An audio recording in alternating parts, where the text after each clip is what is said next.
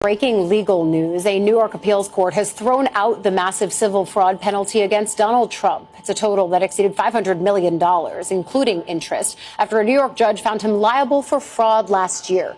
The appeals court calling that penalty excessive now. Joining us, NBC's Gary Grumbach. Gary, this is literally just coming into us, but remind people what we're even talking about here and what this ruling actually says. So this is information that Donald Trump and his sons gave to people like financial lenders and banks, information about how much money they actually had. And you'll remember there's a lot of conversation about doubling the size of the penthouse in Trump Tower and those types of information. We now know that the more than $500 million of which the judge in New York City said that he was having to owe back to these folks, he does no longer have to do that because an appeals court has overturned that. This has been on pause for months and months.